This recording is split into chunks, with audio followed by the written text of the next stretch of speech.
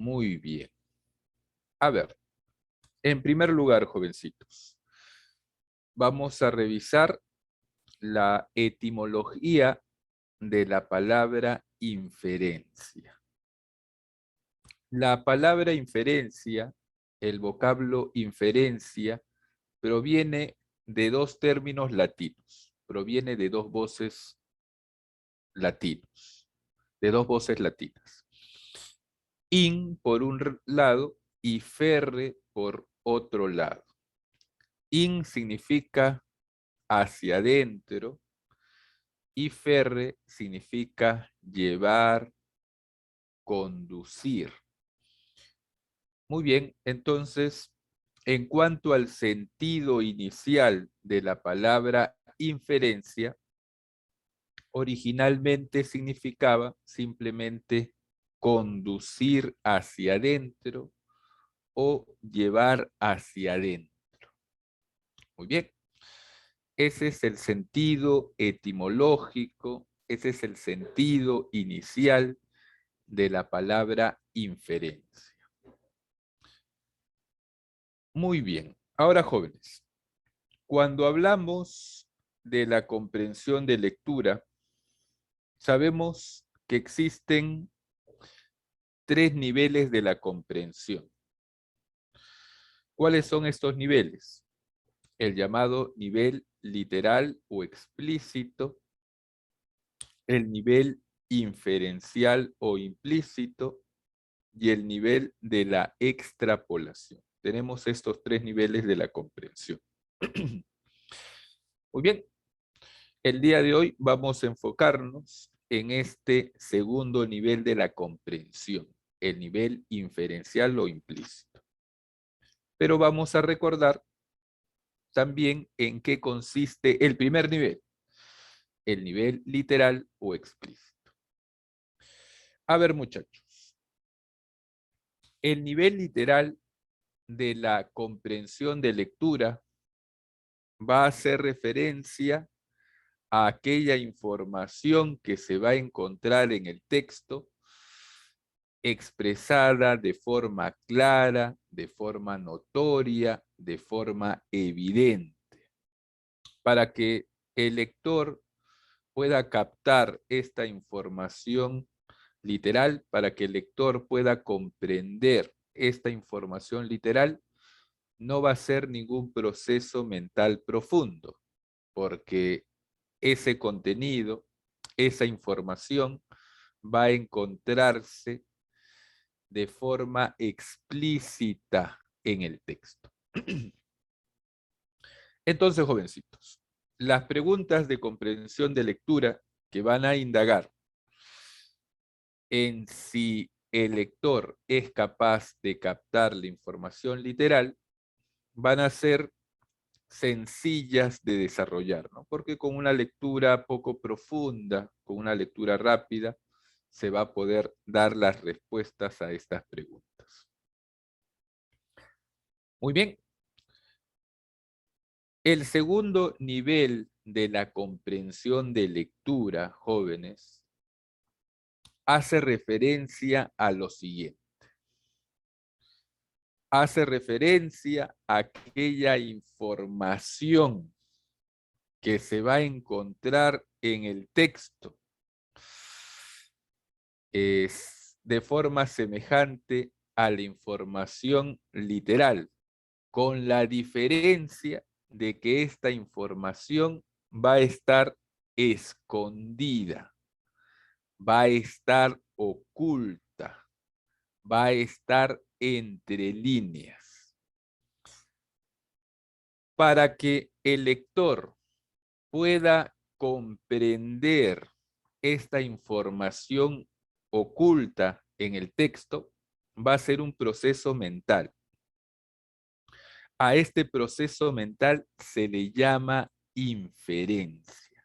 Entonces, el lector va a tener que inferir esta información oculta. Muy bien. ¿A qué llamamos inferencias? ¿Qué cosas son las inferencias, muchachos? ¿A qué llamamos inferencia? A lo siguiente. Una inferencia es el proceso mental que va a consistir en recuperar la información oculta a través de la información explícita o evidente. Es decir, gracias a la información literal, gracias a la información explícita, el lector va a hacer visible la información oculta. Una inferencia, jóvenes, va a consistir en hacer explícita un contenido que se encuentra oculto en el texto. A ese proceso mental se le conoce como inferencia. Hacer explícito un contenido oculto en el texto. Muy bien, aquí tenemos, jóvenes, señoritas, un ejemplo tradicional cuando se habla de las inferencias. Fíjate aquí. Aquí yo tengo dos oraciones, ¿no? Y vamos a inferir la tercera oración. La tercera oración, tú me vas a ayudar a hacerla explícita, ¿está bien? La vas a poner aquí en el chat. Facilito. La primera oración es la siguiente. Todos los hombres son mortales. Esta es la primera oración. Todos los hombres son mortales. La segunda oración es Sócrates es un hombre. Sócrates es un hombre. ¿Cuál es la tercera oración? ¿Qué podemos concluir? Todos los hombres son mortales. Sócrates es un hombre. Por lo tanto, ¿qué concluimos? Ponlo aquí en el chat. Señorita, jovencito. ¿Qué inferimos de estas dos oraciones? Si yo digo, todos los hombres son mortales. Sócrates es un hombre. ¿Qué concluimos? Concluimos, me dice Luis, que Sócrates es mortal. Mariluz también, Sócrates es mortal. Muy bien, concluimos que Sócrates es mortal. Muy bien, lo que hemos hecho es una inferencia. Esta tercera oración que hemos puesto aquí en el chat no es una oración que a nosotros se nos ha ocurrido de la nada, que nosotros del vacío la hemos sacado. No. Esta oración estaba presente en las dos oraciones anteriores. Ahí estaba. Estaba entre líneas, se dice, ¿no? Está entre líneas. Estaba escondida en las dos oraciones anteriores. Todos los hombres son mortales, Sócrates es un hombre. Esta tercera oración estaba ahí, solamente que estaba escondida, estaba velada. Lo que hemos hecho es hacerla explícita, la hemos sacado a la luz, ¿no? La hemos hecho visible. A ese proceso mental, jovencitos, se le llama inferencia. Muy bien, varios especialistas en el tema opinan que el corazón de la comprensión de lectura, jóvenes, se encuentra en comprender la información implícita en el texto, ¿no? Hacer inferencia sería la actividad mental más importante de la comprensión de lectura. Muy bien. A ver, jovencitos. Hay dos tipos de inferencias tradicionales, ¿no? Vamos a conocer dos tipos de inferencias. La llamada deducción y la llamada inducción. La inferencia deductiva y la inferencia inductiva. Muy bien. A ver, jovencitos. En cuanto a la deducción. En cuanto a la deducción. Jovencitos, la inferencia deductiva va a partir de proposiciones generales para concluir algo particular o específico. La deducción va a partir de lo general para concluir algo particular. A ese tipo de inferencia se le conoce como deducción. Lo que hemos hecho hace un momento es un ejemplo de deducción, ¿no? Si yo te digo, todos los hombres son mortales, todos los hombres son mortales, ¿correcto? Es algo general. ¿Y en qué he concluido? Sócrates es mortal. De lo general hacia lo particular. Es un ejemplo de deducción. Otro ejemplo. Si yo digo, si todas las ovejas son blancas, deduzco que la oveja que va a nacer también será blanca. Claro, si todas las ovejas son blancas, todas las ovejas, ¿no? Algo general. Infiero, deduzco que la oveja que va a nacer también será blanca. Todas las ovejas, una oveja. Es una deducción de lo general hacia lo particular. Muy bien. Aquí tenemos otro ejemplo. Si decimos, en todas las sociedades humanas, las normas han sido un factor de orden y convivencia. Eso incluye a la sociedad incaica. ¿Qué podemos inferir de la sociedad incaica, jovencitos, a partir de esta información? Se nos dice, ¿no? En todas las sociedades humanas, las normas han sido un factor de orden y convivencia. Eso incluye a la sociedad incaica. ¿Qué podemos inferir acerca de la sociedad incaica? Ponlo aquí en el chat.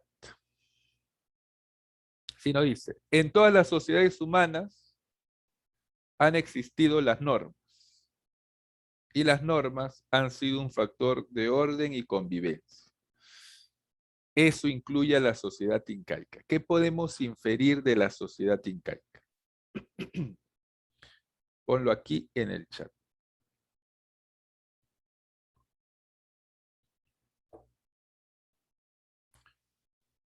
¿Qué inferimos de la sociedad incaica? ¿Te das cuenta?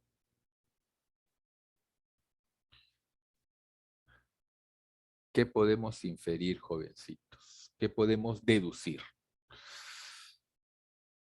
A ver, te ayudo. En todas las sociedades humanas, las normas han sido un factor de orden y convivencia. Eso incluye a la sociedad incaica. Entonces, nosotros podemos inferir que en la sociedad incaica han existido normas también. Y estas normas han traído orden y convivencia. Claro, en todas las sociedades humanas han existido normas. Por lo tanto, en la sociedad incaica también ha existido normas. De lo general hacia lo particular. Es una deducción. Muy bien, facilito. En la sociedad incaica también existían normas y estas generaban orden y convivencia. Facilito, la deducción. De lo general hacia lo particular. Ahora, en cuanto a la inducción, jovencitos, la inducción va a seguir un camino opuesto a la deducción.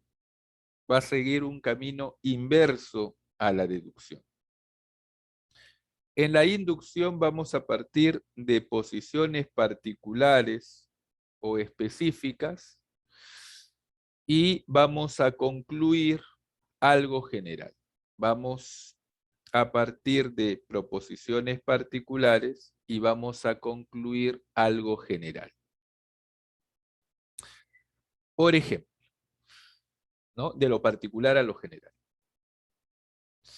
Si alguien dice lo siguiente: el techo de mi casa fue arrasado tras la tormenta, entonces, por inducción, creeré que todos los techos de las casas de mis vecinos sufrieron los mismos daños.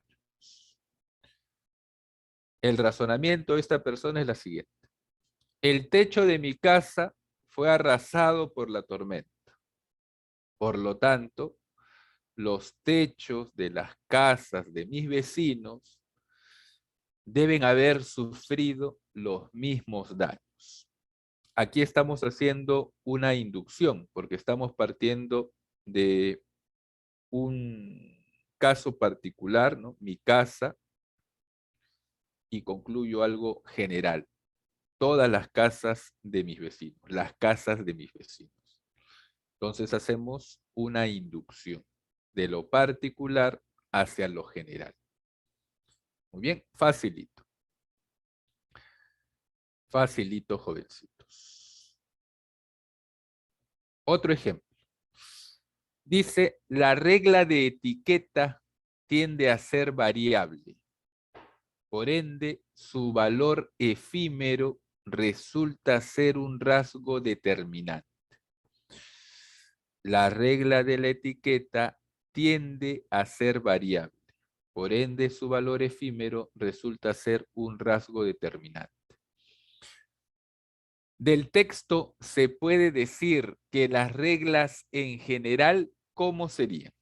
Si un tipo de regla, la regla de la etiqueta, tiende a ser variable, entonces, ¿qué podríamos decir de las reglas en general? Pon la respuesta aquí en el chat. Si la regla de etiqueta tiende a ser variable, entonces por inducción yo puedo decir que las reglas en general son o probablemente son ¿de qué tipo?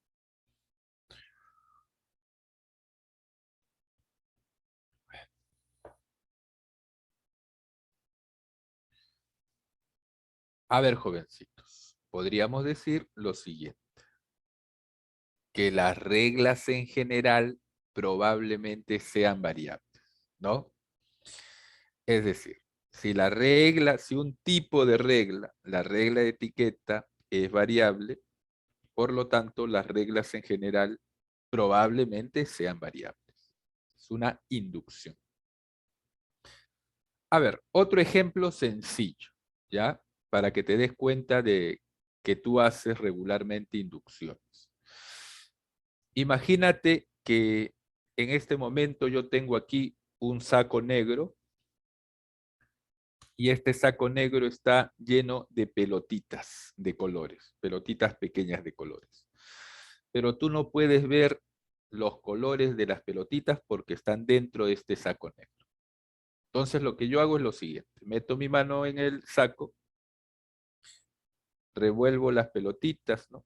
Cojo una al azar y la muestro. Y esta pelotita es de color azul. Repito el procedimiento. Meto mi mano aquí en el saco, revuelvo las pelotitas, cojo la del fondo, la saco y es de color azul. Repito el procedimiento, saco otra pelota de color azul y así 5 veces más. Y siempre me salen pelotas azules. ¿Qué puedes concluir, señorita jovencito? Que todas las pelotas del saco son ¿de qué color? ¿Qué podemos concluir? Ponlo aquí en el chat. Hemos sacado 8 pelotitas y siempre han salido de color azul. Entonces, ¿qué podemos concluir? ¿Qué podemos concluir por inducción? Que todas las pelotas del saco son ¿de qué color?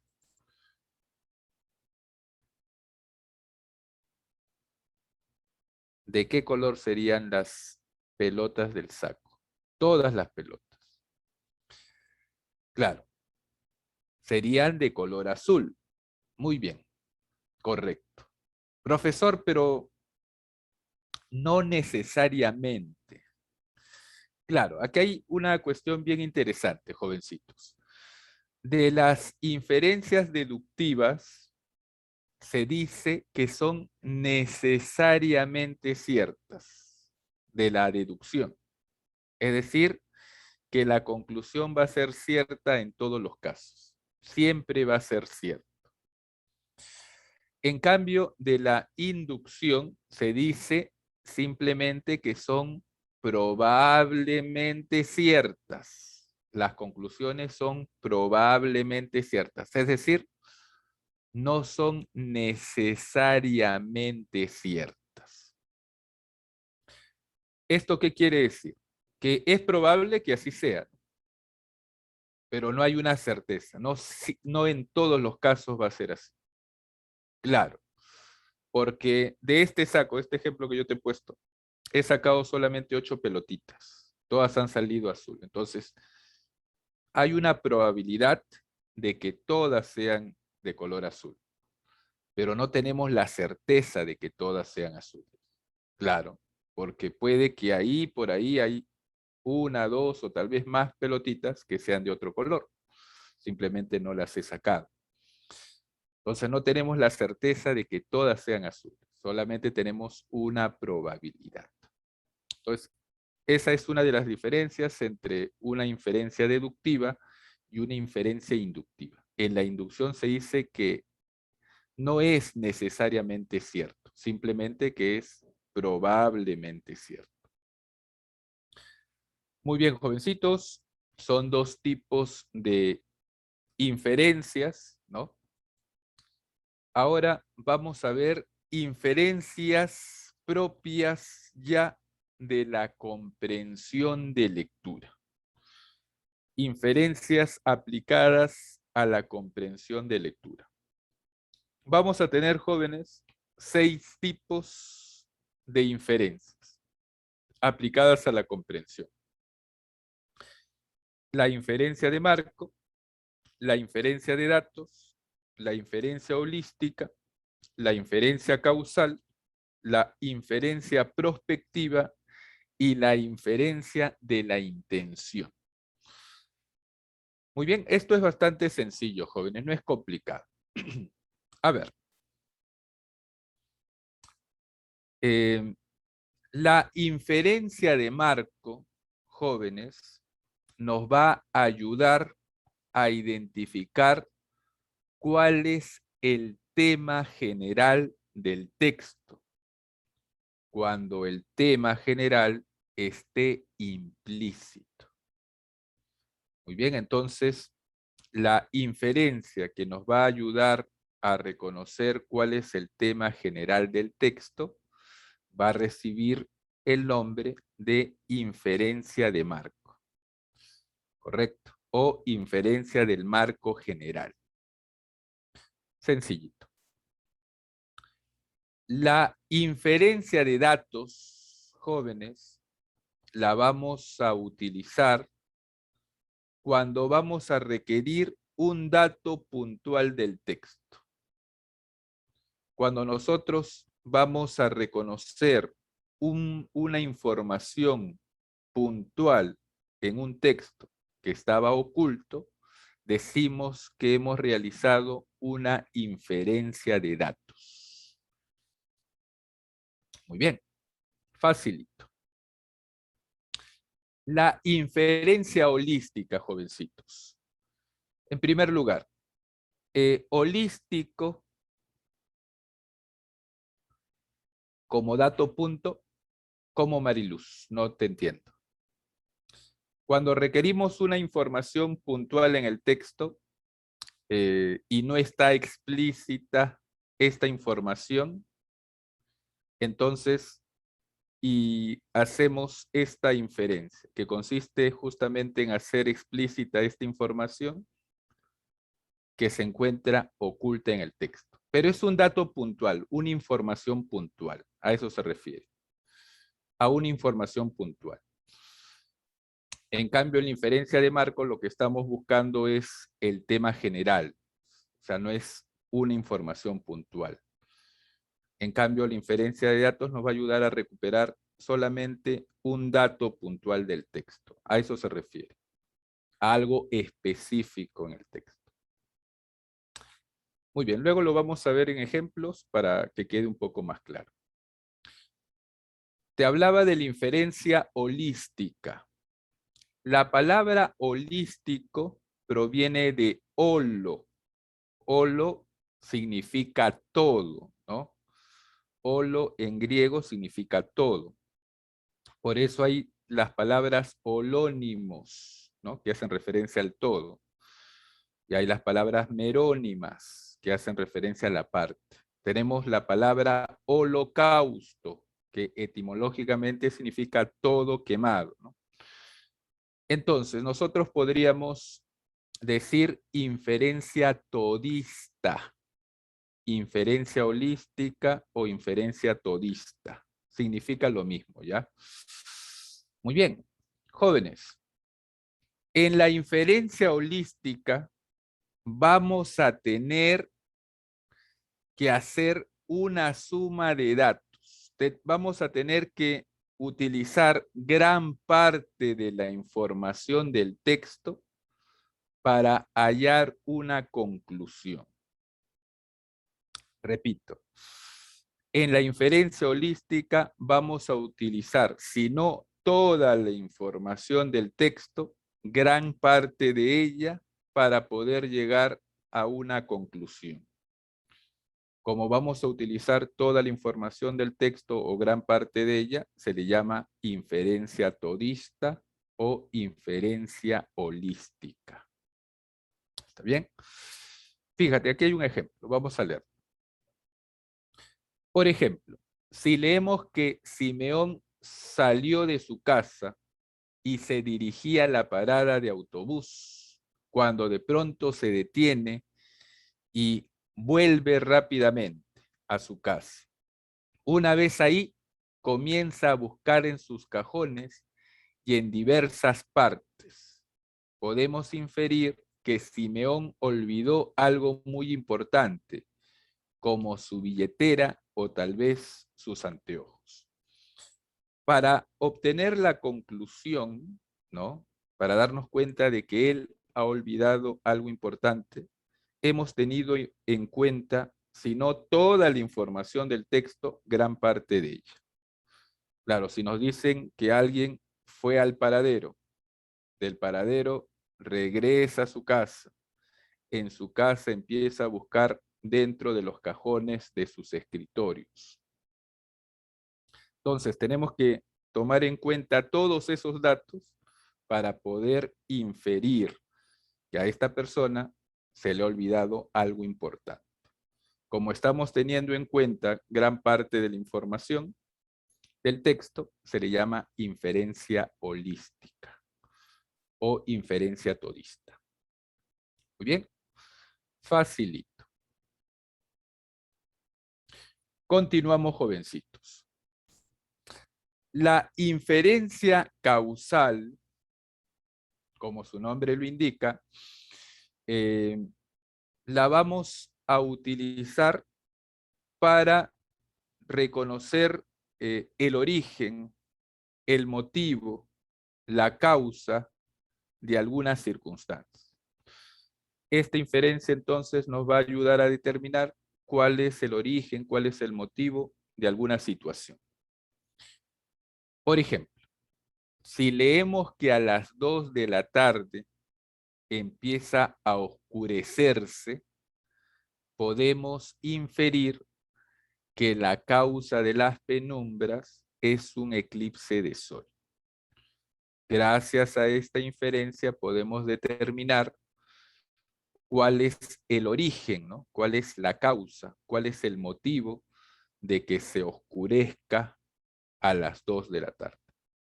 Entonces, como estamos determinando la causa de alguna circunstancia, a este tipo de inferencia se le denomina inferencia causal.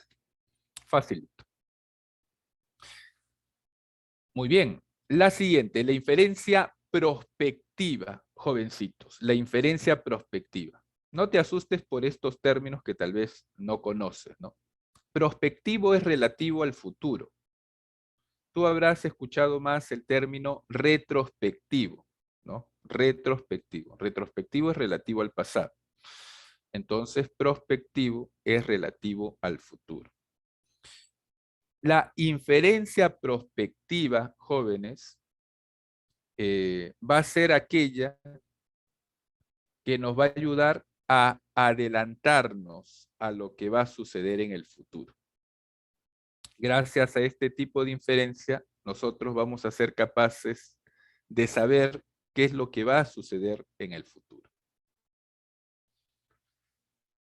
Muy bien. Por ejemplo, si leemos que Gumersindo asistió a una fiesta a bordo de su auto y que irresponsablemente bebió ingentes cantidades de alcohol, podemos inferir que al volver conduciendo puede ocasionar un accidente de tránsito. Claro, imagínate que tú estás leyendo un cuento donde hay un personaje que llega a una fiesta con su automóvil, se embriaga en la fiesta, se sube a su coche borracho y se dirige a su casa. Entonces tú como lector, antes de que te cuente el texto qué es lo que va a suceder, puedes darte cuenta de que puede que surja un accidente. Pueda que este personaje sufra un accidente.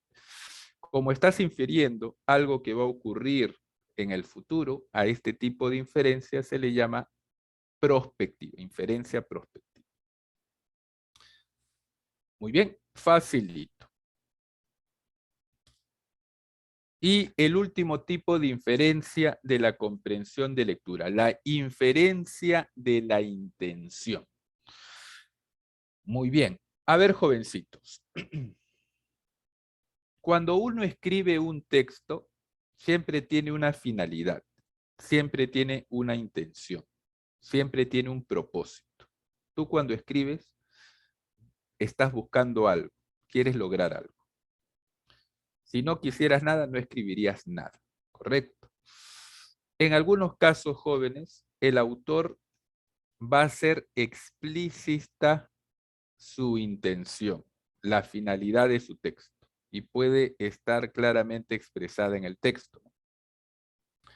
Por ejemplo, un autor puede decir, el propósito de este texto es criticar la conducta de los congresistas.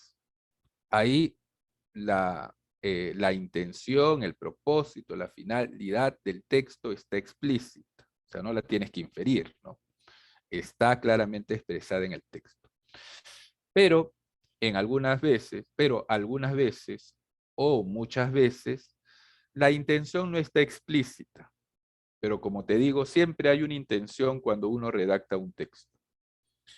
Entonces, si la intención está implícita, la inferencia que va a ayudarnos a identificar la intención del autor se llama, evidentemente, inferencia de la intención.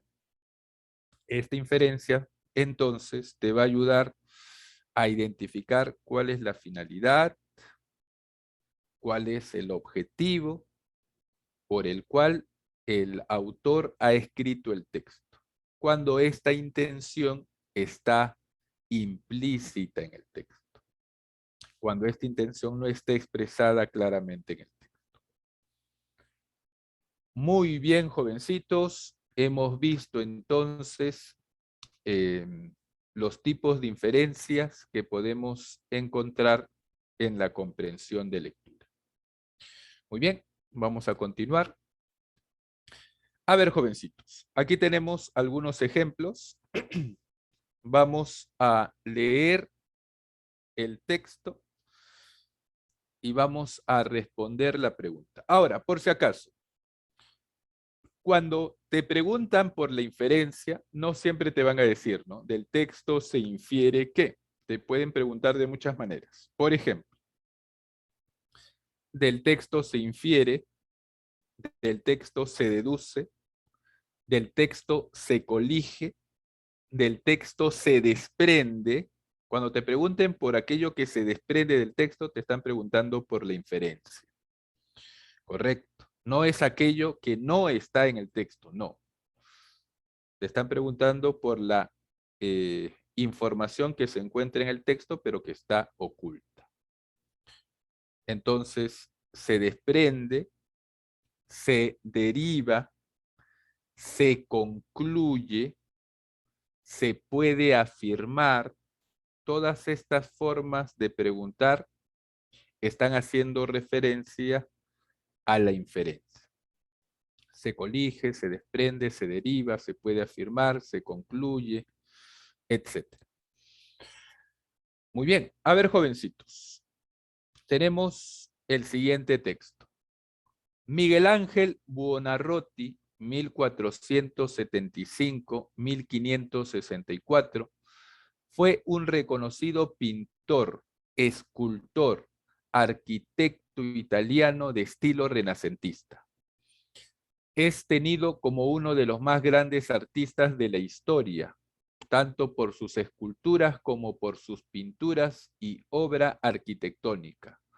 Desarrolló su labor artística a lo largo de más de 70 años entre Florencia y Roma, que era donde vivían sus grandes mecenas, la familia Medici de Florencia y los diferentes papas romanos. Muy bien, jovencitos. Se colige del texto que Miguel Ángel Buonarroti, o sea, se infiere del texto. ¿Cuál será aquí la respuesta?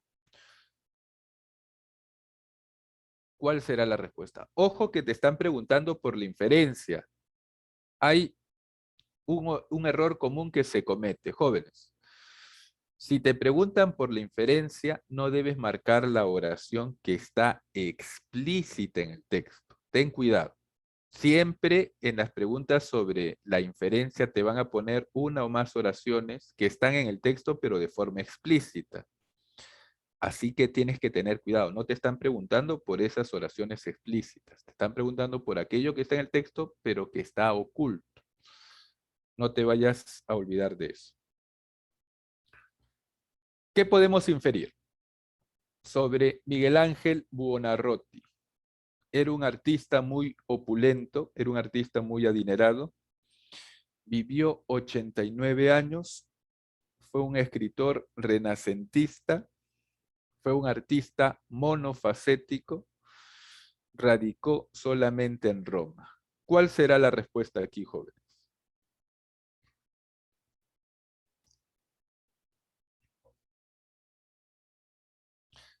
La A, me dice Eric. ¿Será la A, jovencitos?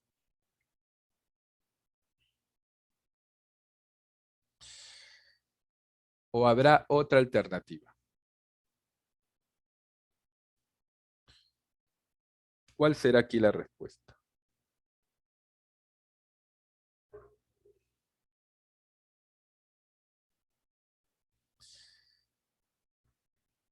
No es la A, Eric. Hay otra. No es la A. Porque acá nos dice que Miguel Ángel tenía mecenas. Mecenas son sus financistas, ¿no? Los que financiaban, los que le daban dinero para que él pudiera trabajar. O sea, él no era opulento. Él no era rico. Ángelo me dice la B. Vivió 89 años. Muy bien. Esta es la respuesta. La B es la respuesta. Vivió 89 años. ¿Cómo lo determinamos? Porque nos dan la fecha de nacimiento y la fecha de muerte. Entonces tú haces una resta, ¿no? Y encuentras este dato. ¿Esta información vivió 89 años? ¿Está en el texto? Sí, pero está oculto. ¿Correcto? Lo que has hecho es una inferencia.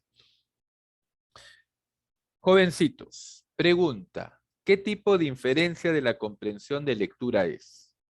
¿De marco? ¿De datos? ¿Holística? ¿Causal? prospectiva o de la intención. ¿Qué tipo de inferencia hemos hecho? Una inferencia de datos. Claro, porque hemos obtenido solamente una información puntual, ¿no? Hemos obtenido un dato puntual. Es una inferencia de datos, claro. Muy bien, perfecto. A ver, continuamos. Aquí tenemos, jóvenes, la declaración del tenista Federer sobre su colega, el tenista Del Potro, el tenista argentino Del Potro. Federer le llama Delpo, ¿no? Muy bien, a ver, vamos a leerlo. Dice, lo de Delpo, lo de Del Potro, es muy impresionante. Cuando jugué contra él a principios de este año, noté que algo había cambiado en su juego, que había cambiado su revés, que le pegaba con efecto slice, cortando más la pelota. Es interesante ver cómo adaptó su juego después de la cirugía. Es el típico jugador que vale mucho más que su puesto en el ranking. Creo que hay 50 y 50 de chances. Por cómo está jugando Del Potro, Argentina tiene una chance de ganar por primera vez la Copa Davis, aunque no se debe minimizar a Croacia, expresó Roger Federer, el ex número 1 del tenis. Muy bien, jovencitos, fíjate acá. Se infiere de la cita textual que la intención principal de Federer, ¿cuál sería? ¿Cuál es la intención que tuvo Federer al dar esta declaración? ¿Cuál es su intención principal? Elogiar el progreso de salud y deportivo del tenista argentino Del Potro, sugerir más concentración en sus duelos al tenista argentino, querer imitar el slice del tenista Del Potro en sus duelos por Copa Davis, anunciar su retiro permanente de las competiciones mundiales de tenis, pronosticar qué país va a ser el próximo campeón de la Copa Davis. ¿Cuál es la intención principal de Federer al dar esta declaración? ¿Qué se propuso?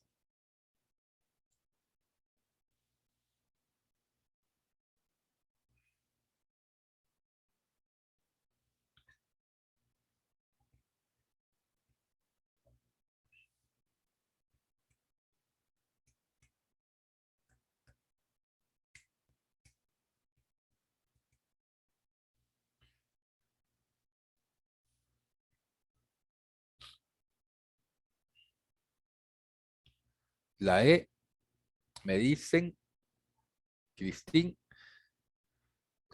pronosticar qué país va a ser el próximo campeón de la Copa Davis. No, no es la E. Hay otra alternativa.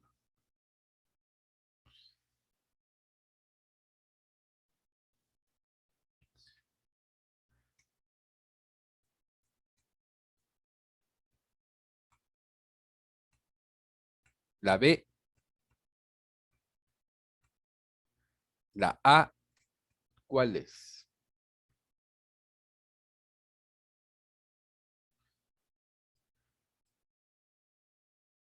A ver, a ver, a ver. Acá la intención principal de Federer es la A. Muy bien, Daniel. Elogiar el progreso de salud y deportivo del tenista argentino Del Potro. Su intención es elogiar, ¿no? Elogiar a Del Potro. Su progreso de salud, ¿no? Su forma de jugar después de la operación y también su progreso deportivo. La A sería la respuesta. A ver, muchachos, les pregunto, ¿qué tipo de inferencia de la comprensión de lectura es de marco, de datos, holística, prospectiva, causal o de la intención. La clave está en el enunciado mismo, ¿no? Fíjate ahí, ahí está la clave.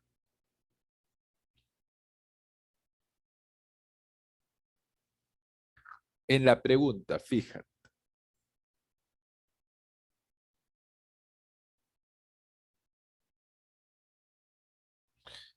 Claro, aquí te están preguntando por la intención, ¿no? Se infiere de la cita textual que la intención principal de Federer es, entonces, evidentemente estamos haciendo una inferencia de la intención. Muy bien, ahí está, facilito. A ver aquí, texto siguiente. Muy bien, voy a leer el texto. Dice, ojalá tuviera una cama y una ducha en la oficina. Es un deseo que muchos de nosotros hemos tenido después de una larga jornada de trabajo ante la idea de tener que madrugar al día siguiente. Pero lo que para la mayoría no pasa de ser una broma o un lamento, para más de 100 empleados del Aeropuerto Internacional de Los Ángeles se convirtió en realidad. Y las autoridades del aeródromo lo permitieron. Los más de 100 empleados se quedaron a vivir en el estacionamiento del aeropuerto, en casas rodantes, y pagan menos de $100 al mes por quedarse ahí. Hay pilotos, copilotos, asistentes de vuelo, mecánicos, trabajadores de las empresas de carga de mercancías y personal que trabaja en el aeropuerto. Este es el precio de ser piloto hoy día, le dice Todd a BBC Mundo, un hombre de 45 años que trabaja para la aerolínea Alaska Airlines. Su esposa y su hijo de 7 años viven en Fresno, una ciudad situada a unas 4 horas de Los Ángeles en auto.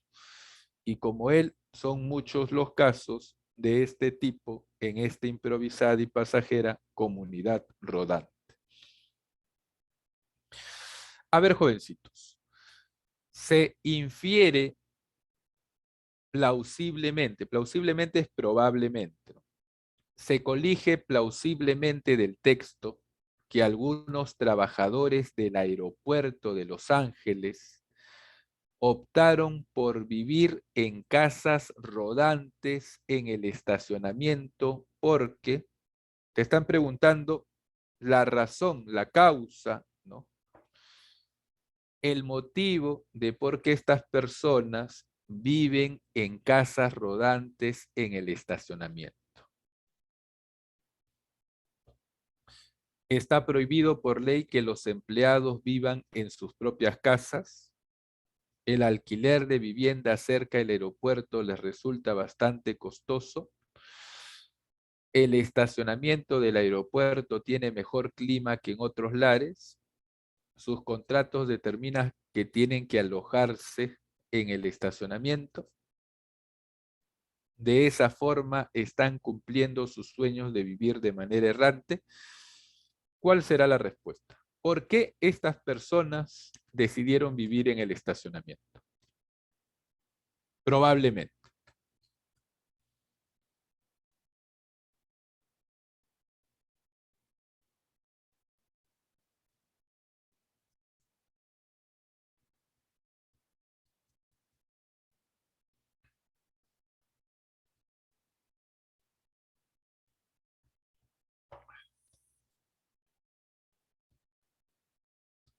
¿Cuál será aquí la respuesta?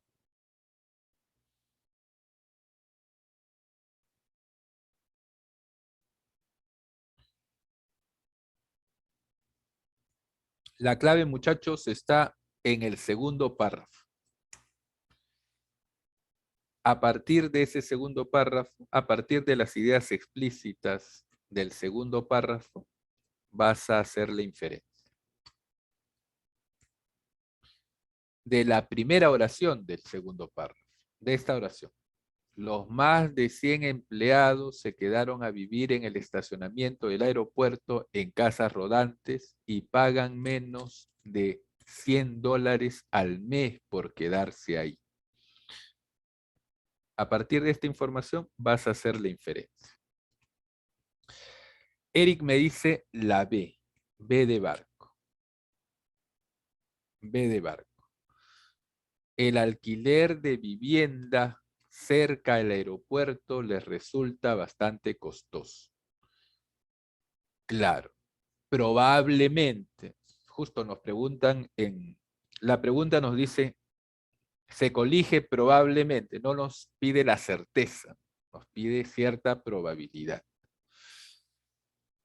Probablemente el alquiler de vivienda cerca del aeropuerto les resulta bastante costoso. Claro, dice que pagan menos de $100 al mes por quedarse en el aeropuerto. Entonces hay un componente económico. Si hubiese viviendas, departamentos cómodos cerca del aeropuerto, entonces estas personas no tendrían que quedarse en el estacionamiento, ¿no? Alquilarían un departamento. El alquiler de vivienda cerca del aeropuerto les resulta bastante costoso. Muy bien, la B es la respuesta. A ver, jovencitos, ¿qué tipo de inferencia de la comprensión de lectura es? De causa. Claro, en la misma pregunta está ahí el dato, ¿no? Se colige probablemente del texto que algunos trabajadores del aeropuerto de Los Ángeles optaron por vivir en casas rodantes en el estacionamiento porque te están preguntando por la causa, ¿no? Por la razón, por el motivo de que estas personas están viviendo ahí. Si te preguntan por la causa, entonces para hallarla tienes que hacer uso de la inferencia causal. Muy bien, Luis. A ver, continuamos. A ver, voy a leer el siguiente texto. Dice, suena el despertador, aunque salir de la cama con el frío que hace, total, ¿para qué? Y además, seguro que hoy tampoco hay ninguna oferta de lo mío. Total, ¿para qué voy a mirar? Tengo que dejarme de pesimismos. Bueno, ahora sí, habrá que levantarse. Voy a desayunar, encenderé la tele. Tengo que estar informado. Luego, ¿qué haré? Tanto tiempo disponible en casa. Ahora lo principal es encender el ordenador y mirar las ofertas. Estoy decidido a seguir llevando mi currículum a las empresas que requieren personal. Nada, no hay nada, demonios, todo este mes ha sido así. Se desprende del texto que el personaje principal no tiene ropa para abrigarse, es un trabajador holgazán, tiene vacaciones mensuales, tiene problemas de salud, se encuentra desempleado. ¿Cuál será aquí la respuesta?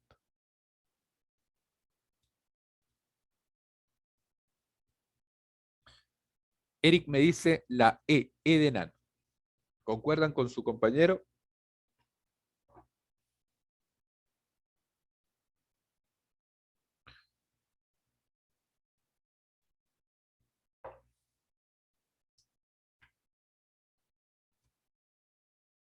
La E me dice Cristín.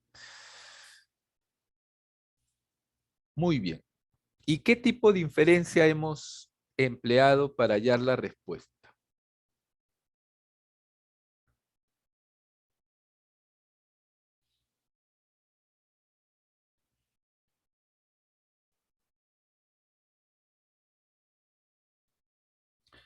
Muy bien, Luis. Claro, hemos hecho una inferencia holística. Hemos tenido en cuenta gran parte de la información que se nos dice en el texto, ¿no? Y hemos atado cabos. Se nos dice, por ejemplo, ¿no? Esta persona no quiere levantarse de su cama. Dice, además, seguro que hoy tampoco hay ninguna oferta de lo mío. Entonces aquí hay una pista. ¿Para qué voy a mirar? Dice, tengo que estar informado, encenderé la tele, tanto tiempo disponible en casa. Te va soltando como algunos datos para que tú vayas atando cabos y al final te des cuenta, gracias a toda esta información o gran parte de ella, de que este personaje se encuentra desempleado. Entonces, has hecho uso de una inferencia holística. Muy bien, jovencitos. Ahora voy a compartirte el otro material. Dame unos segundos para hacerlo.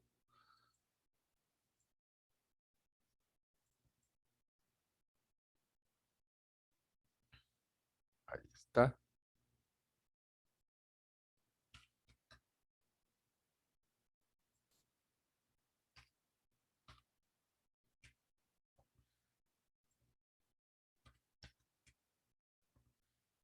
Muy bien, jovencitos.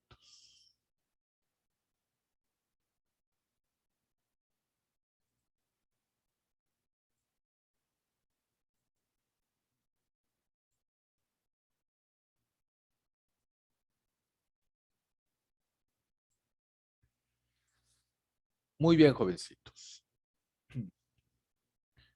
Acá ya nos están dando el nombre de la inferencia que vamos a hacer, ¿no? El tipo de inferencia. A ver, dice lo siguiente.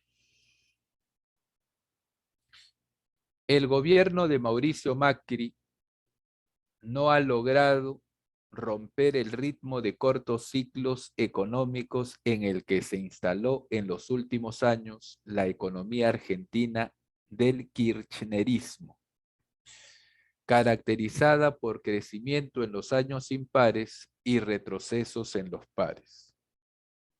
Después de un 2016 en números rojos, el PIB argentino creció 2,9% en 2017 y empezó 2018 aún mejor, un avance del 3,9%. Sin embargo, la tendencia se invirtió a partir de abril y se mantiene en descenso. El Instituto Oficial de Estadística informó de una caída de la actividad económica del 4,2% en el segundo semestre, la peor sequía en 50 años y el inicio de la brusca devaluación del peso influyeron en el debacle económico entre abril y junio, provocando que el gobierno estime que la economía retrocederá un 2,4% en todo 2018. Asimismo, en el segundo trimestre, el sector más perjudicado fue agricultura, ganadería, caza y silvicultura, con un severo retroceso del 31,6% interanual. Muy bien, jovencitos. Se deduce del texto que el tema central del texto, ¿cuál sería?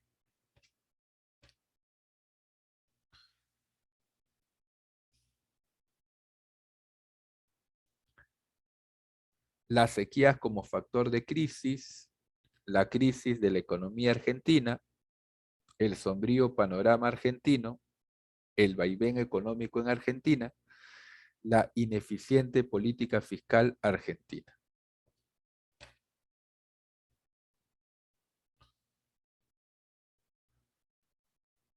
Aquí tenemos una inferencia de marco porque nos están pidiendo el tema central, el tema general del texto.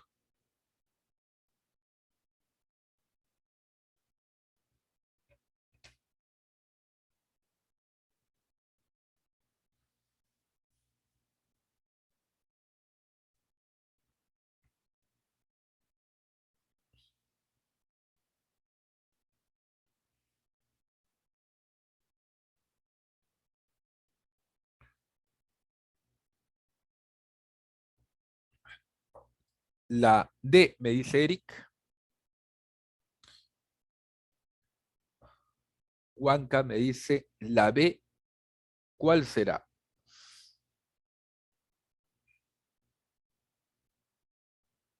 ¿Cuál será aquí la respuesta?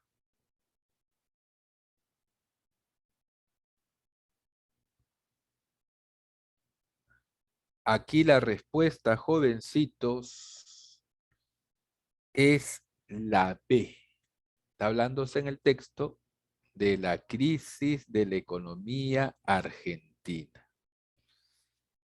Muy bien. B de barco. B de barco. Claro, el vaivén económico es un poco impreciso. En cambio, si decimos la crisis de la economía argentina, es mucho más específico. Muy bien. A ver, continuamos. Inferencia holística. Dice lo siguiente. Decir que el plástico no es terrible es una opinión poco popular, sobre todo si se considera que es uno de los principales contaminantes en el océano y amenazantes de la biodiversidad de los ecosistemas marítimos.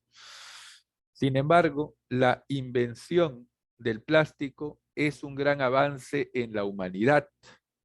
La contaminación es solo la parte negativa de los plásticos, comenta Emol, el biólogo Carlos Guerra, director del Centro Regional de Estudios y Educación Ambiental de la Universidad de Antofagasta.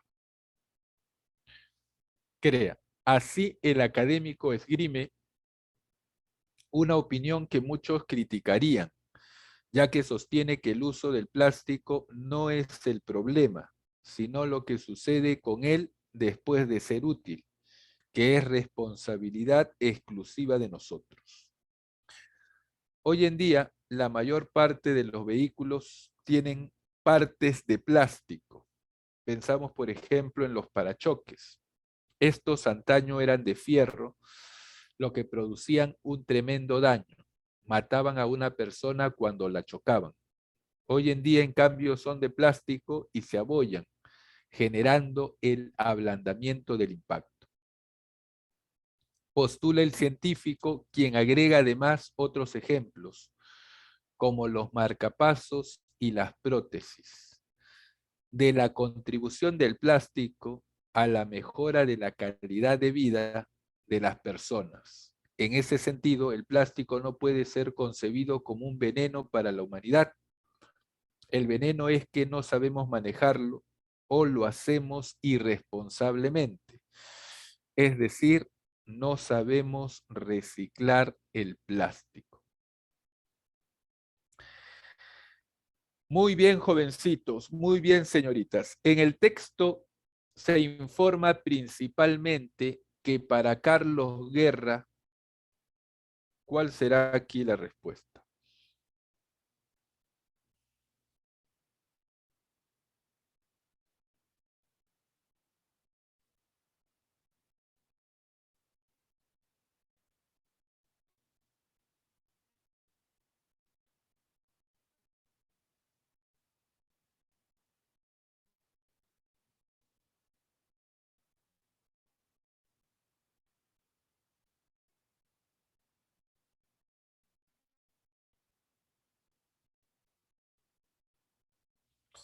¿Cuál será aquí la respuesta, jovencitos?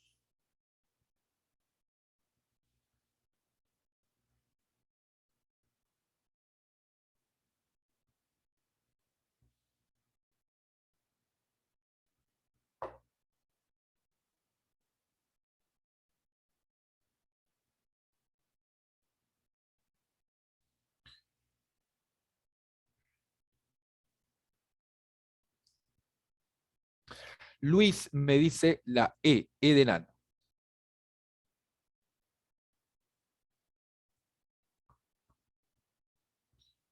¿Están de acuerdo, muchachos, señoritas? E de enano.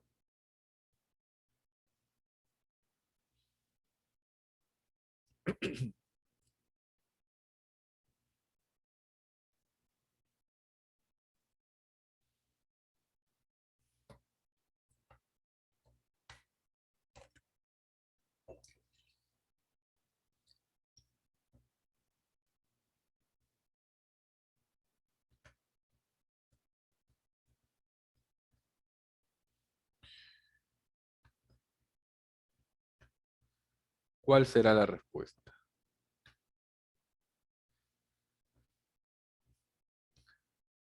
Claro, en el texto se nos menciona la opinión que tiene Carlos Guerra. Dice,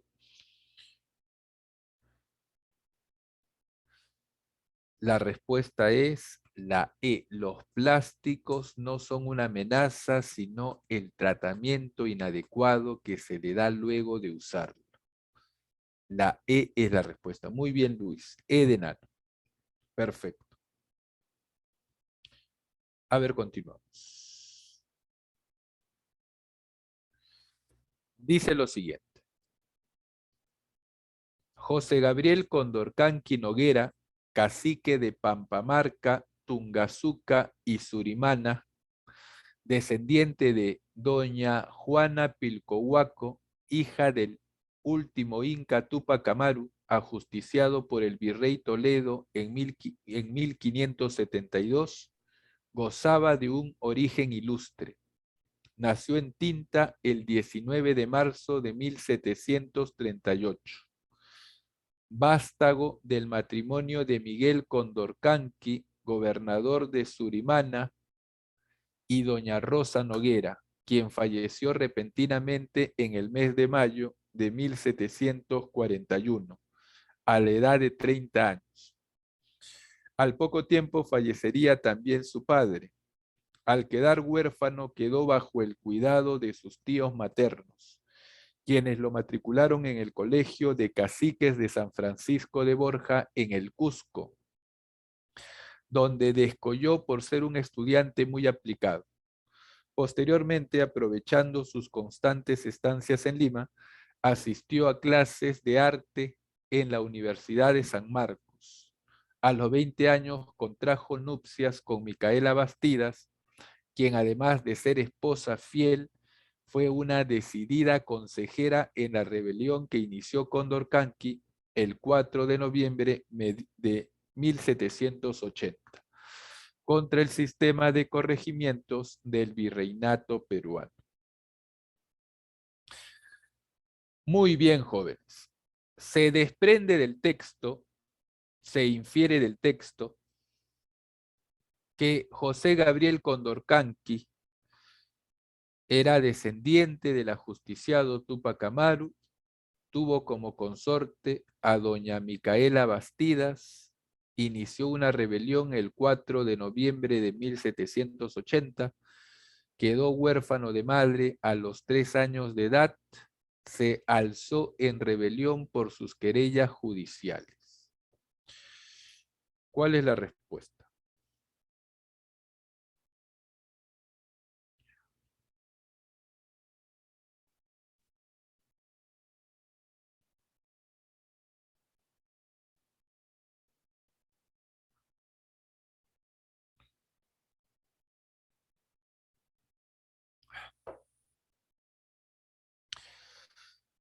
Eric me dice la D.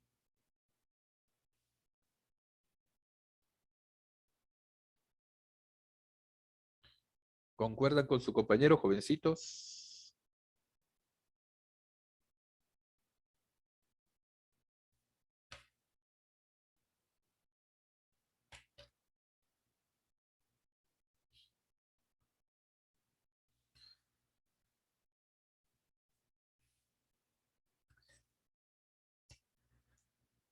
¿Concuerdan con Eric, jóvenes?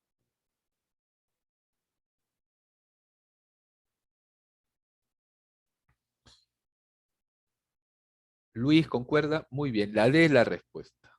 Claro, dice que nació en 1738 y que su madre murió en 1741. Entonces quedó huérfano a los 3 años de edad. La D es la respuesta. Perfecto. Muy bien, muchachos, continuamos. Carmen lleva una semana en su nuevo trabajo. Con 62 años, Carmen es la nueva barista de Starbucks. Ha contratado para una de sus tiendas en la colonia del Valle de la Ciudad de México. Las jornadas de trabajo para personas de la tercera edad como Carmen son de 6,5 horas al día, con 2 días de descanso a la semana y 45 minutos de descanso cada día. Más tiempo que el de otros baristas. Asimismo, cuentan con un seguro de gastos médicos mayores, seguro dental y un contrato indefinido. Carmen solo es una de los 13 millones de mexicanos que superan los 60 años y representan uno de los grupos más vulnerables de la población, debido a que solo el 30% percibe una pensión contributiva correspondiente a los años cotizados durante su vida laboral, según la Comisión Nacional de Ahorro para el Retiro, CONSAR. Muy bien. Aquí la pregunta es la siguiente, jovencitos. Se ha omitido aquí en el texto. Carmen, que diga, se infiere del texto que Carmen, pese a sus 62 años, se encuentra trabajando en Starbucks porque se infiere del texto que Carmen, pese a sus 62 años, se encuentra trabajando en Starbucks porque ¿por qué está trabajando a pesar de su edad en Starbucks? Esa es la pregunta. ¿Anhela sentirse aún importante para la sociedad? ¿El sistema de pensiones mexicano es restringido? ¿Tiene una carga familiar por la cual todavía responder? Al igual que otros, vive agobiada por la mendicidad. Necesita completar 20 años para su jubilación. ¿Cuál será aquí la respuesta?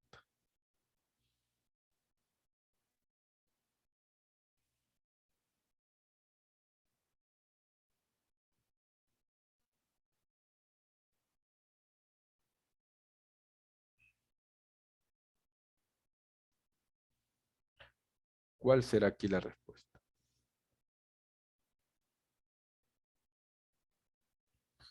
La B, me dice Cristín.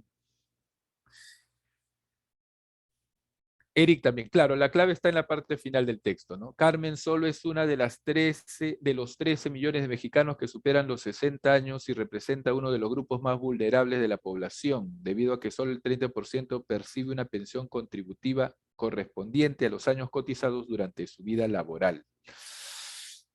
Muy bien, a partir de esta información realizamos la inferencia. La respuesta es la B. El sistema de pensiones mexicano es restringido. B de barco. Muy bien, Cristín. Muy bien, Eric. A ver, continuamos. El acto de violencia que termina con la vida de las mujeres es reconocido como feminicidio. La construcción de este concepto obedece a la necesidad de diferenciar estos crímenes del de homicidio, acto que refiere los asesinatos que se cometen contra cualquier persona. La tentativa de feminicidio, por su parte, se refiere a los actos de violencia perpetrados contra la mujer, con el propósito de quitarle la vida, pero no lograron tal cometido. La siguiente tabla estadística refleja el comportamiento de los casos de feminicidio en un intervalo, mejor dicho, en un intervalo de tiempo determinado. Casos de feminicidio registrados en Perú, en el Perú por el Ministerio Público, 2009-2014. Tenemos los años, ¿no? El total de feminicidios y la población femenina del Perú. En el 2009 se cometieron 154 feminicidios. 2010, 139. 2011, 123. 2012, 122. 2013, 105. 2014, 77. Fíjate que hay un decremento entre el 2009 y el 2014. El total de feminicidios por año fue disminuyendo, ¿correcto? Podemos inferir que los casos de feminicidio registrados por el Ministerio Público han sido manipulados para invisibilizar de manera oficial este problema social. Fueron menores que los casos catalogados como intentos de feminicidios logrados. Se redujeron debido a la permanente presencia del Estado en las zonas pudientes. Fueron menores de los casos reales que se silencian por miedo a las represalias. Decrecieron en el año 2015 en consonancia con el comportamiento de años previos. Muy bien, ¿cuál será la respuesta?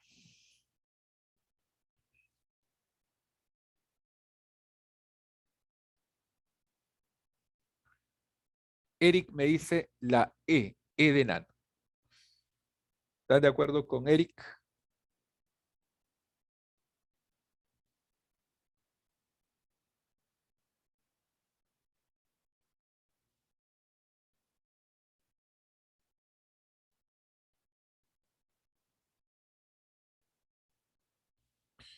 La E también me dice Luis.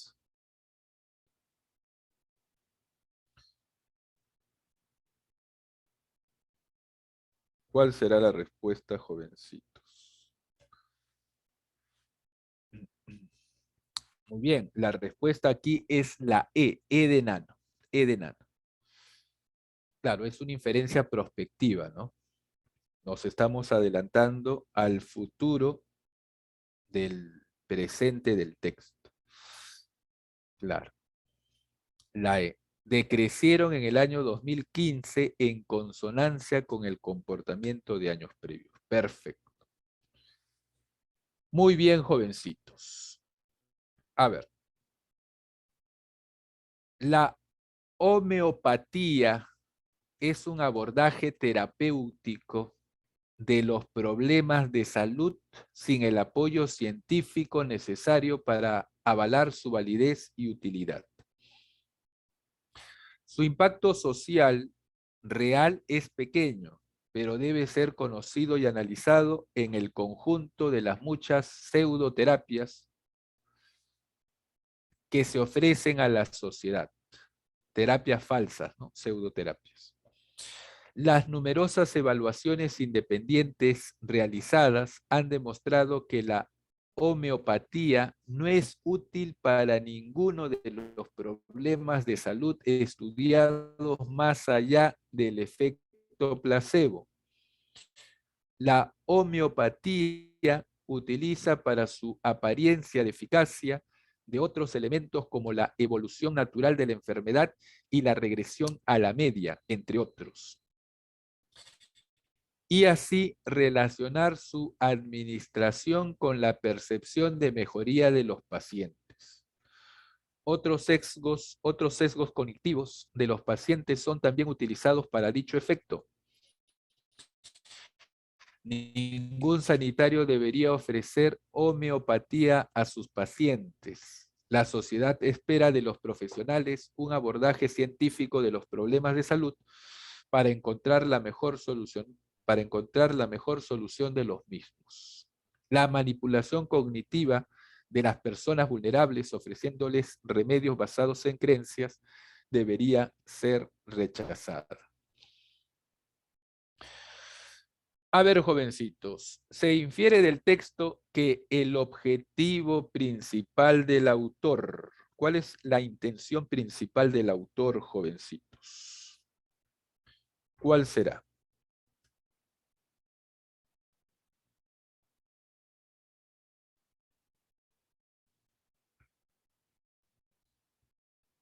¿Cuál será, muchachos?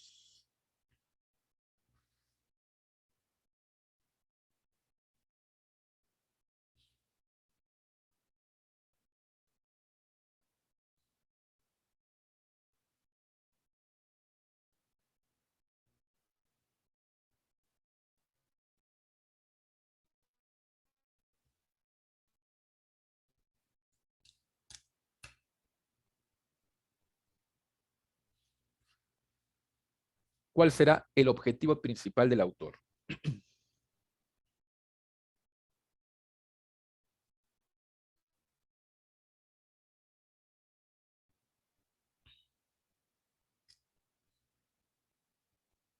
Dice, despotricar contra los proveedores de productos homeopáticos en las droguerías. Droguerías, una droguería es una farmacia.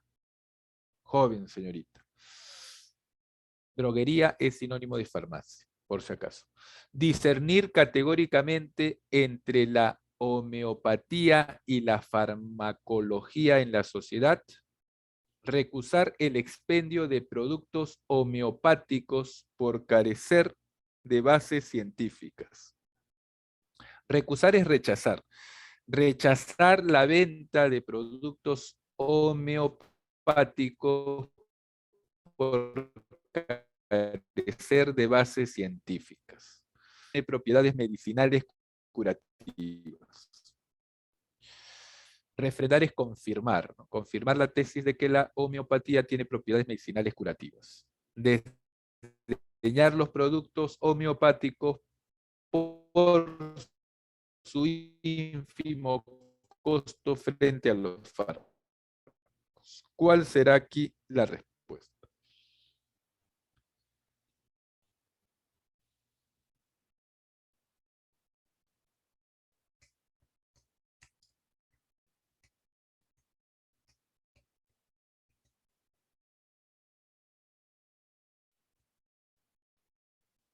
La C, me dice Luis.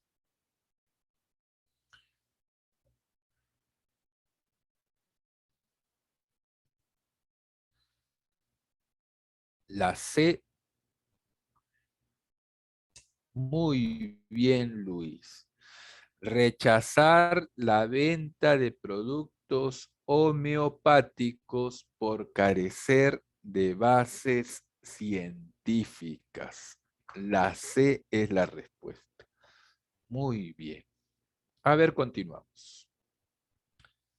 La inferencia léxica. Jovencitos, la inferencia léxica consiste en averiguar lo que significa una palabra teniendo en cuenta el contexto donde se encuentra. Muy bien, a eso se le conoce como inferencia léxica.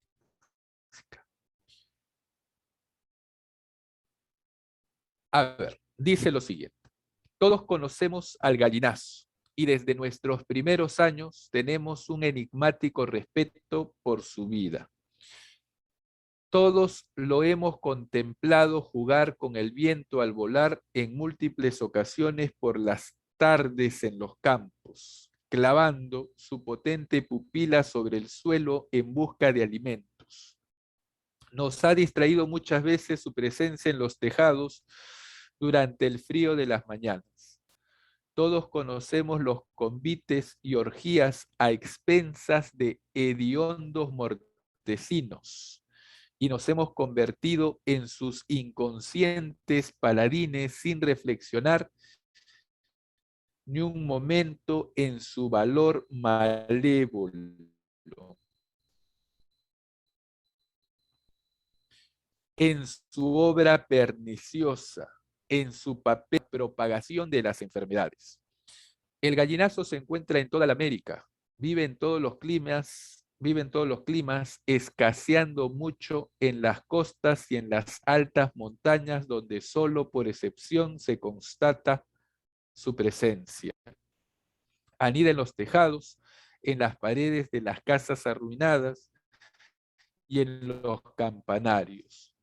Ponen 3 huevos blancos, los cuales son cuidados con esmero en turnos alternados por la madre y el padre. Poseen un temperamento flemático, triste y frío.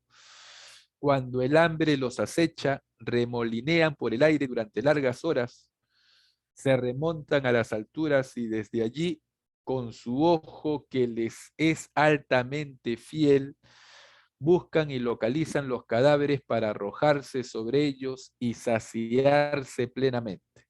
Cuando caminan por el suelo, lo hacen con el cuerpo recto y balanceándose en puntillas. Nunca atacan a los vivos, puesto que son rapaces de los cadáveres y de las inmundicias abandonadas en los campos. La peste porcina, que es una de las enfermedades más comunes al gallinazo, el cual después de contaminarse con cadáveres pestíferos, se posa en la cochera y come con ellos las lavazas, contagiándolos de tan nefasta enfermedad viral. Muy bien, jovencitos, aquí el autor del texto desprecia los gallinazos, los compara con moscas gigantes. Justamente, se infiere que la expresión papel de mosca gigante, ¿qué connota? Se infiere que la expresión papel de mosca gigante connota atenuación, eufemismo, parangón, desdén o aclaración. Por si acaso, parangón es comparación, ¿no? Cuando alguien dice, tienes una belleza sin parangón, significa tienes una belleza sin comparación. Un eufemismo es decir algo de una forma que suene menos brusco, menos tosco o menos directo. Hay, por ejemplo, sinónimos eufemísticos, ¿no? En vez de decir ciego, se dice invidente, ¿no? En vez de decir prostituta, se dice dama de compañía. Un eufemismo es cuando decimos algo que suena menos brusco, menos tosco, menos hiriente o menos directo. A eso se le llama eufemismo.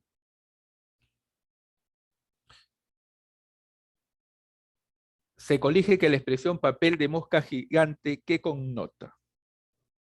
Dice, ¿no?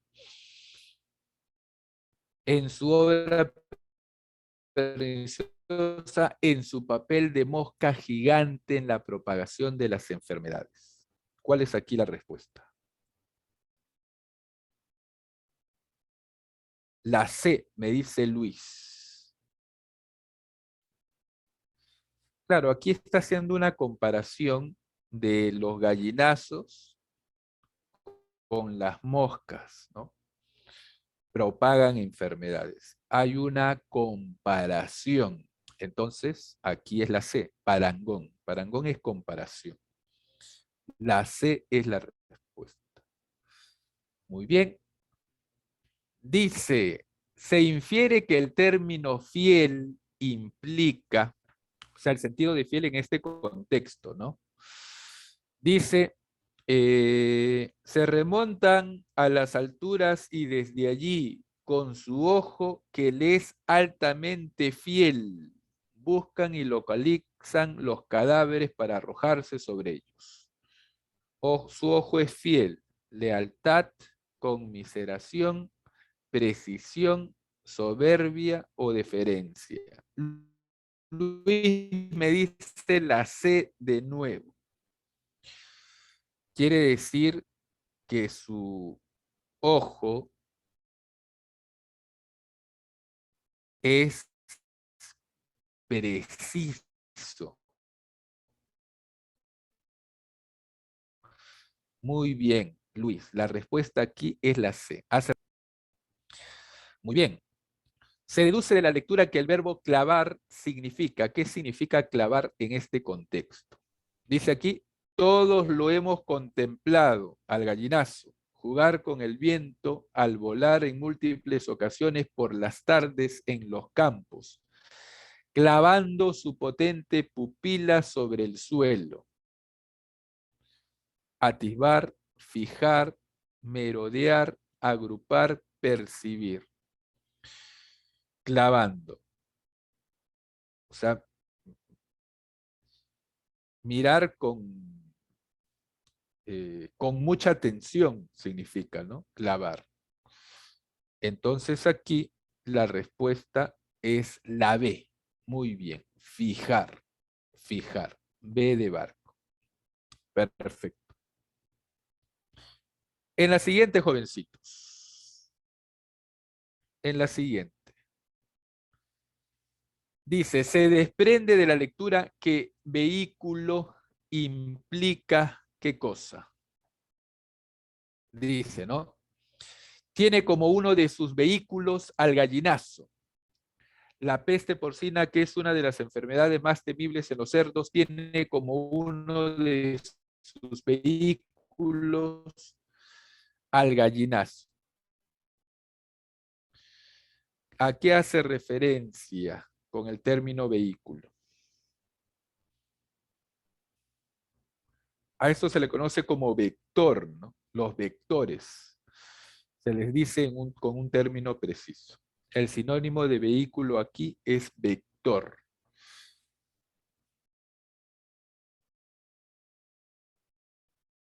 Por ejemplo, a la enfermedad, la malaria o paludismo, es causada por un protozoo, ¿ya?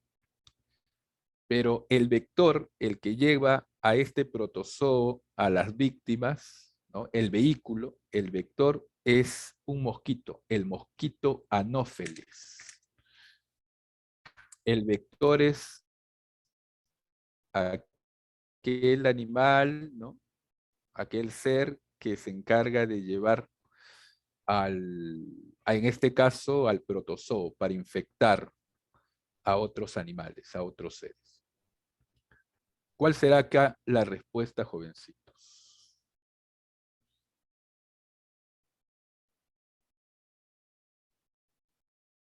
¿A qué hace referencia el término vehículo?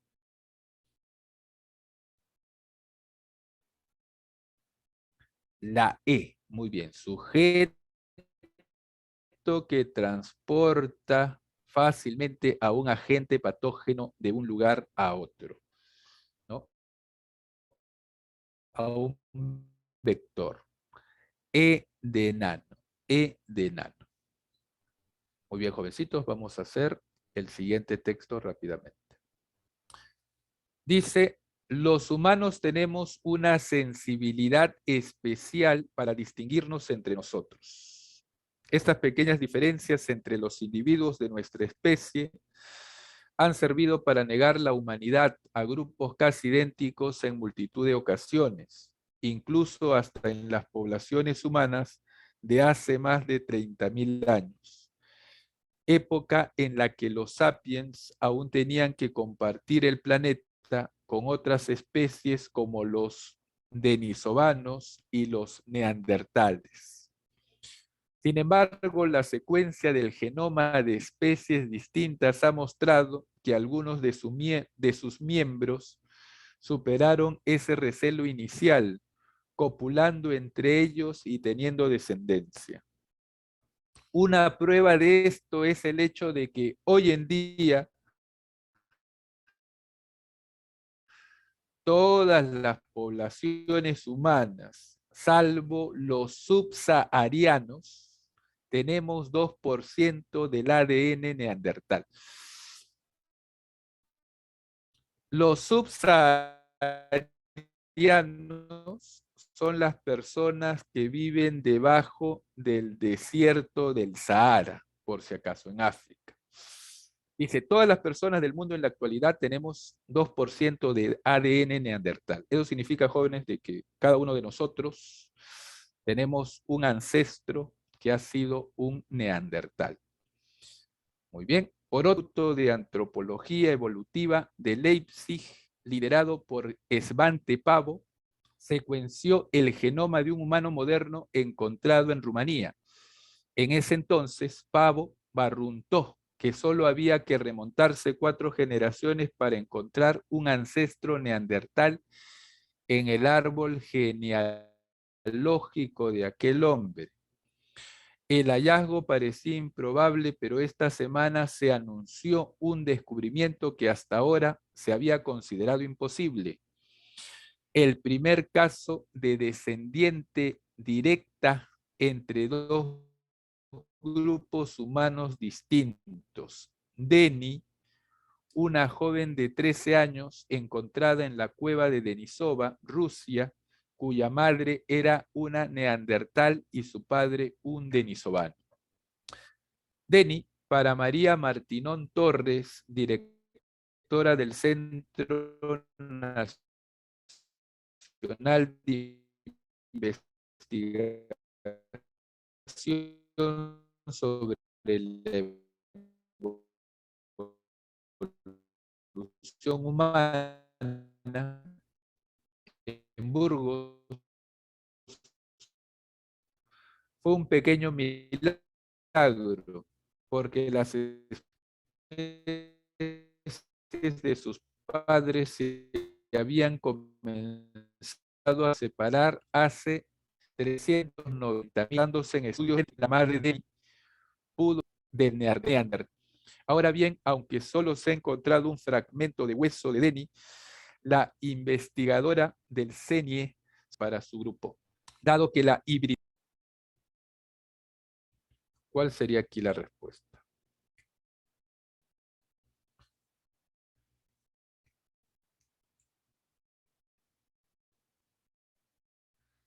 La A es la respuesta. Muy bien, Mariluz. A de avión. Antes se creía que los seres humanos no se podían mezclar con el análisis genético. Ya se ha determinado, como dice el texto, de que estas mezclas sí se daban. Nosotros tenemos porcentaje 2% de genes neandertales. Muy bien. Pregunta 2. El sinónimo contextual de especial, ¿cuál sería? Dice aquí. Sospecha que ella fue una niña especial para su grupo. Grandiosa, ejemplar, superdotada, importante o diferente.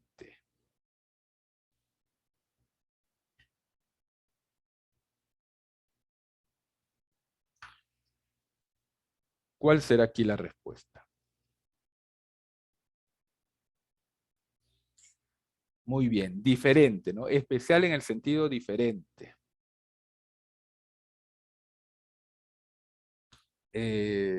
Esta hibridación implica la presencia de anomalías, patologías dental o menor estatura. Sería diferente, sería especial de. Muy bien, E de enano. Pregunta 3. Respecto al fósil de Deni, podemos inferir ¿qué cosa?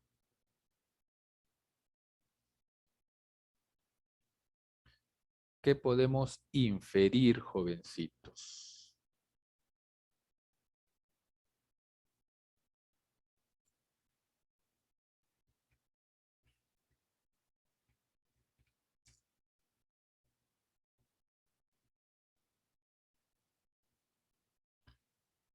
¿Cuál será aquí la respuesta?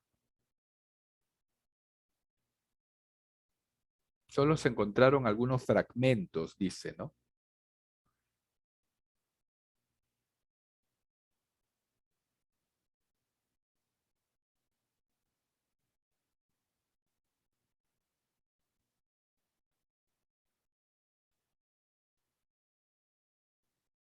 Dice aquí. De Deni solo se ha encontrado un fragmento de hueso, ni siquiera un hueso completo, un pedazo de un hueso. Eso es lo que se ha encontrado de Deni. No es la A. Permite evidenciar los rasgos particulares, porque solamente tenemos un fragmento del hueso.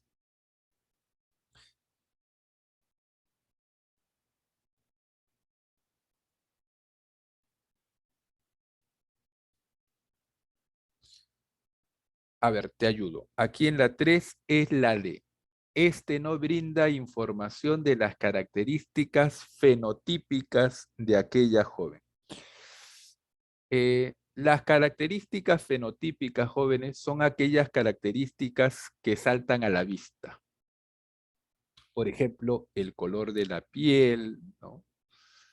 Como el color del cabello o la natación, etc. Entonces, en este hueso no se puede, no brinda información de las características fenotípicas de aquella joven. La D es la respuesta. En la 4, jovencitos, la pregunta dice, en relación al mestizaje biológico entre las poblaciones humanas de hace 30.000 años, es incompatible afirmar es un hecho comprobado por el 2% de ADN del neandertal que todos los humanos poseemos actualmente. No todos los humanos lo poseemos. Todos los humanos, excepto los que viven debajo del desierto de Sahara. Por eso la B es incompatible. Y la 5, para terminar, jovencitos, si no se hubiese producido el hallazgo de Denny, es posible que, aquí la respuesta es la E, presumir en torno a la existencia de híbridos aún precisen de evidencias. Edenal. Muy bien, jóvenes, hemos desarrollado el día de hoy el tema de inferencias. Ha sido un gusto trabajar, jóvenes, con ustedes. Nos vemos la semana que viene. Cuídense, muchachos. Hasta luego, tutora. Nos vemos la próxima semana.